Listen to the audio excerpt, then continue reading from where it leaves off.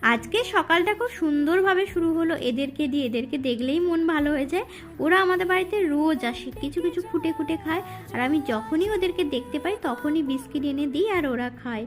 আর আজকে কয়েকটা বাচ্চাও এসেছিল, যারা মা তাদের বাচ্চাকে মুখে করে আবার খাইয়েও দিচ্ছিল। আমি সেগুলো অবশ্য ক্যাপচার করতে পারিনি। একটু গেছিলাম কাজে, কাজ থেকে ফিরে এসে লাঞ্চে বসে গেছি, মানে পুজো করে চান করে পুজো করে লাঞ্চ করতে বসে গেছি। প্রচণ্ড খিদে পাচ্ছিল। আজকে হচ্ছে কলমি শাকের ভাজা, কুমড়ো ফুলের ভাজা, আর হয়েছে মায়ের হাতে স্পেশাল সর্ষে ইলিশ।